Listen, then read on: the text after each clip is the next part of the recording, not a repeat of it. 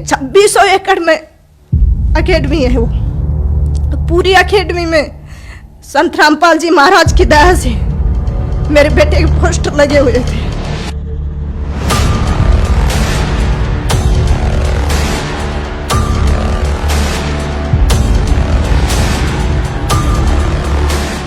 जहाँ भी देखें लेफ्टिनेंट केवल कृष्ण की आवाज। सर पूछो मत, मेरे भगत जी वहां पे रोने लग गए। ये मालिक बहुत ही इस सड़क चाप की ऐसी किस्मत जो आज ने आपने ऐसा बना दिया। हमें 3 दिन तक बस सिर्फ जिधर भी देखे माइक में एक ही एक आवाज आई, लेफ्टिनेंट केवल कृष्ण। जैसे ही उसको राष्ट्रीय गोल्ड मेडल उसके कंधे पे लगा, मेरे भगत जी से रुका नहीं गया। वो 2500 बंदों में इतनी जोर जोर से रोने लग गए कि मालिक, हमने लोगों ने तो आत्महत्या करने की सोच ली थी, क्या किस्मत बना दिया आपने। नमस्कार बहन जी। सत साहेब जी। क्या नाम है बहन जी आपका? जी मेरा नाम रामकला है, दुगेड़ा गांव, तहसील भैरोड, डिस्ट्रिक्ट अलवर, राजस्थान। संत रामपाल जी महाराज की शरण में आने से पहले आप क्या भक्ति साधना करते थे? जी मैं तो दुर्गा माँ की पूजा करती थी। मेरे हस्बैंड मेहंदीपुर, सालासर, श्याम जी के और ये जो सावन में कावड़ वगैरह लेके आते हैं, ये सब लेके आते थे। सुबह 4 बजे उठते, बच्चों को उठाते और फिर वो मंदिर में शिव पे जल चढ़ा के आते थे। बहन जी, जैसा कि आपने बताया कि आप दुर्गा देवी की पूजा करते थे तथा आपके पति सालासर जाते थे तथा विभिन्न मंदिरों में जाते थे, तो इन सभी भक्ति साधनाओं को करते करते आपको क्या लाभ प्राप्त हुए? सर उससे मुझे कोई लाभ नहीं हुआ सिवा हानि के। जैसे वो सभी देवी देवताओं की पूजा करते थे, शिव को जल चढ़ाते थे, उसके बाद भी उनका एक्सीडेंट हो गया, और एक्सीडेंट भी बहुत बुरा कि उनकी याददाश्त, मेमोरी सब कुछ चला गया उस दौरान। फिर किसी पंडित जी ने बताया उनको कि भाई तुम लोग इनको जो बजरंगबली है ना, इनको मंगलवार और शनिवार को सिंदूर लगा के आया करो। तो हमारे पास में सिटी है भैरोड, वो लोग वहाँ पे जाते सिंदूर लेके और तेल और सिंदूर मिला के उसको पूरे को लेप करके आते ऐसे। फिर भी उनको कोई लाभ नहीं हुआ, याददाश्त चली गई उनकी, बोलते नहीं थे। सिर्फ इतना बोलते थे कि मैं और मेरे दोनों बच्चे उसकी भाषा को समझ सकते थे, बाकी कोई नहीं। अनजान लोग तो उनको शराबी बोलते थे, हालांकि उसने कभी नशा नहीं किया। तो सर उनके एक्सीडेंट के बाद हमारे कमाने वाला कोई था नहीं और कंडीशन बहुत खराब हो गई थी। 1.5 साल तक हम लोग जयपुर SMS के चक्कर काटते रहे। डॉक्टरों ने कहा कि भाई इनकी याददाश्त आप भी सकती है, नहीं भी आएगी। हमने कहा चलो छोड़, भगवान जो करता है जो अच्छा ही करता है। फिर क्या हुआ कि हालत इतनी खराब हो गई, जो भी थोड़ा बहुत पैसा था हमारे पास, जमीन जायदाद है नहीं, वो उनकी बीमारी में लग गई। बच्चों को पढ़ाने के लिए हमारे पास कुछ था नहीं, सरकारी स्कूल में बच्चे जाते थे। हमें एक तरह से सड़क पर आ गए थे, हमारे पास खाने पीने के लिए कुछ भी नहीं था।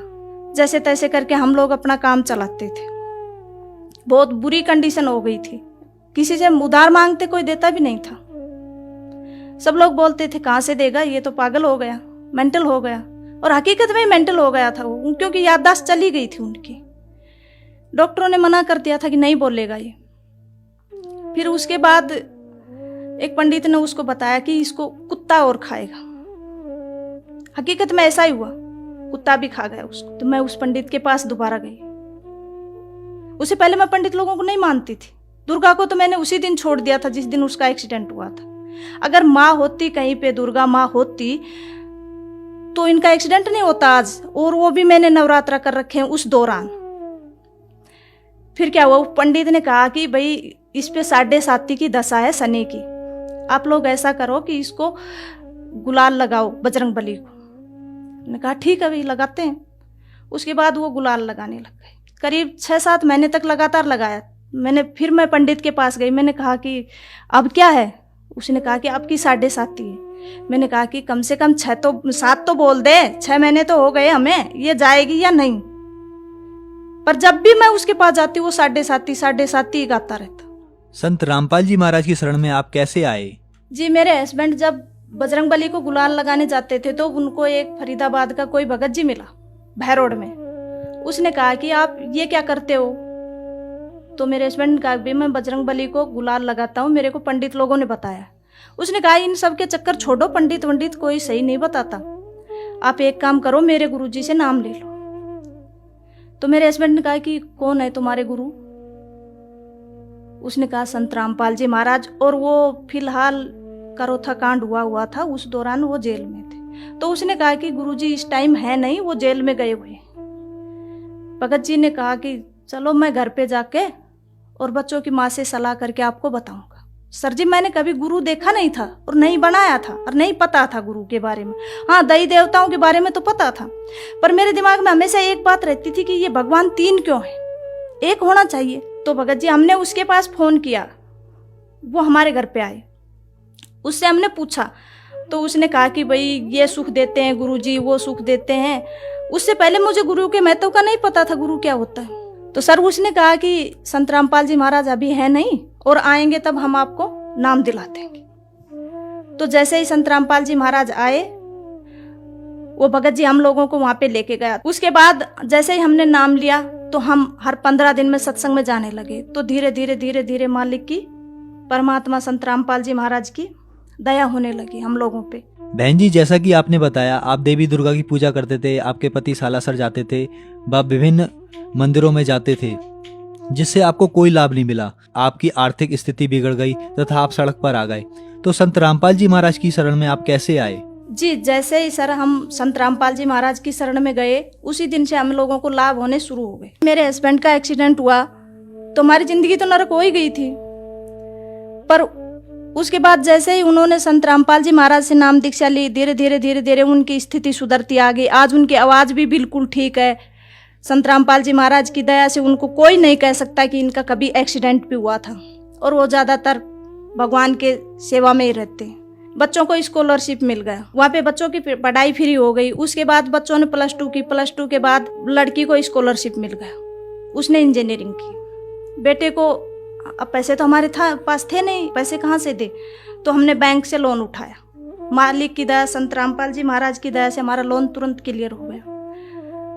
जैसे ही मेरे बच्चे ने, लड़के ने मेरे ने 2 साल तक बीटेक की, उसके बाद उसने NDA का फॉर्म भर दिया, उसने एग्ज़ाम दिया। एग्ज़ाम देने के बाद में संत रामपाल जी महाराज परमात्मा की इतनी दया हुई कि उसका सिलेक्शन हो गया। बाकी ऐसी किस्मत कहाँ है कि एक गरीब का बच्चा जो सड़क छाप था वो उसका NDA में सेलेक्ट हो जाए, पर वो भी संत रामपाल जी महाराज की दया थी। अच्छा, उसके बाद उसका इंटरव्यू हुआ बेंगलोर, 14 दिन चला। इंटरव्यू में वो 13 दिन क्लियर कर दिए, 14 दिन वो रह गया हल्का सा मेडिकल में। उसने वहाँ से फ़ोन किया कि माँ मैं इंटरव्यू में रह गया। मैंने कहा बेटे घर पे आ जाओ। घर आ गया। मैंने कहा कि तुम वहाँ पे जाओ, अपने परमात्मा के पास, संत रामपाल जी महाराज के पास जाओ। वो वहाँ पे गए तो मालिक ने कहा बेटा चिंता मत कर। तो उनका वो दिल्ली में मेडिकल क्लियर हो गया। फिर उसने कहा माँ अब क्या करूँ? मैंने कहा बेटा फिर जाओ परमात्मा संत रामपाल जी महाराज के पास। बच्चे ने कहा कि गुरुजी मेरा ज्वाइनिंग लेटर, क्योंकि मैं सबसे पीछे रह गया, बाकी सब बच्चे चले गए।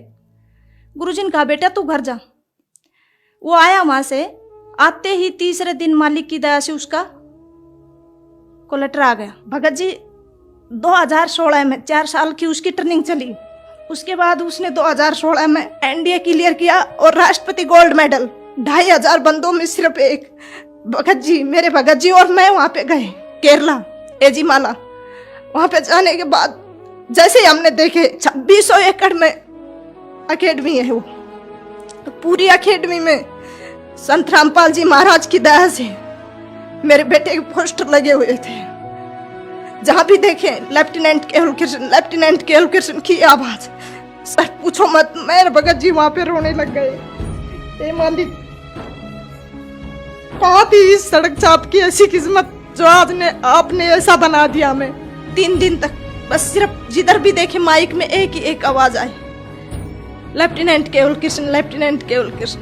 मैं और मेरे हस्बैंड बस सिर्फ और सिर्फ संत रामपाल जी महाराज को 3 दिन तक याद करके रोते रहे। जैसे ही उसको राष्ट्रपति गोल्ड मेडल उसके कंधे पे लगा, मेरे भगत जी से रुका नहीं गया। वो 2500 बंदों में इतनी जोर जोर से रोने लग गए कि मालिक हमने लोगों ने तो आत्महत्या करने की सोच ली थी, क्या किस्मत बना दिया आपने। सर आज मैं मेरे गांव में सबसे ज्यादा खुश नसीब हूँ, क्योंकि मेरे साथ भगवान है, मेरे परमात्मा है। और शायद मैं ये कहूँगी कि मेरी जोड़ी छोटी पड़ गई। परमात्मा ने मुझे इतना दे दिया, उम्मीद नहीं थी, नहीं मेरी किस्मत इतनी अच्छी नहीं थी कि भगवान मुझे इतना दे देगा। मालिक की दया से एक साइकिल नहीं थी, आज बंदी छोड़ सतगुरु रामपाल जी महाराज की दया से 3-3 गाड़ियां खड़ी हैं घर में, और इतना कर्जा हो गया था कि जिसकी कोई हद नहीं। आज एक भी कर्जा नहीं है। माली ने सब कुछ क्लियर कर दिया, और हमें ये नहीं पता किस तरह और कैसे कर दिया और कब कर दिया। सर, आज हम संत रामपाल जी महाराज की दया से बहुत सुखी हैं। घर में कोई कलह नहीं है। मालिक की दया सिर्फ और सिर्फ भक्ति है। दोनों बच्चे अपनी अपनी जगह कामयाब हैं, और मालिक ने एक दया और बख्शी मेरे ऊपर कि परमात्मा की दया इतनी है संत रामपाल जी महाराज की कि बच्चे मुझे इतने होनहार और इतने मतलब समझदार और दूसरा आज्ञाकारी बच्चे दिए हैं परमात्मा ने, कि उनको मैं ये बोल दूं कि बेटे ऐसे करना है तो वैसा ही करेंगे। और मालिक का हाथ, संत रामपाल जी महाराज का हाथ उनके सर के ऊपर है। मेरे गांव में मैं सबसे ज़्यादा खुश नसीब हूँ। भगवान ने मुझे बहुत कुछ दिया है, जितना मैं कभी उम्मीद नहीं की थी, इतना कि शायद मेरी किस्मत ऐसी हो सकती है। पर आज मैं सीना ठोक के ये कह सकती हूँ कि मेरा से सुखी मेरे गांव में कोई नहीं। बहन जी, जैसा कि आपने बताया कि संत रामपाल जी महाराज से नाम दीक्षा लेने के बाद आपका उजड़ा हुआ परिवार संत रामपाल जी महाराज ने पुनः बसा दिया। आपके ही जैसे संसार में बहुत सारे दुखी लोग हैं, तो आप भक्त समाज को और उन दुखी लोगों को क्या संदेश देना चाहते हैं? मेरे जो अगल बगल में लोग हैं, सभी ये चैनल देखते हैं, सत्संग वगैरह देखते हैं, उनसे मैं खासकर प्रार्थना करना चाहती हूँ कि उनको तो मेरी स्थिति का, मेरी कंडीशन का अच्छे तरीके से पता है। वो भी संत रामपाल जी महाराज की शरण में आए, इन दई देवताओं के चक्कर न काटे, क्योंकि ये दई देवता कुछ नहीं दे सकते। मैं तो चाहती हूँ कि वो संत रामपाल जी महाराज से नाम दीक्षा लेके मेरी तरह वो भी अपना उजाड़ा हुआ परिवार बसाएं और अपना मोक्ष करवाएं। बहन जी, संत रामपाल जी महाराज अभी जेल में हैं, तो कोई श्रद्धालु अगर संत रामपाल जी महाराज से नाम दीक्षा लेना चाहे तो वह कैसे नाम दीक्षा ले सकता है? सर, संत रामपाल जी महाराज की दया से विभिन्न चैनलों पे संत रामपाल जी महाराज का सत्संग चल रहा है, और उसके नीचे जो पट्टी चलती है उस पे फोन नंबर दिए गए हैं, वहां से नंबर नोट करो और संत रामपाल जी महाराज का जो नजदीकी नामदान सेंटर है वहां पे जाइए और नाम दीक्षा लेके अपना मोक्ष कराइए। धन्यवाद जी। सत साहिब जी।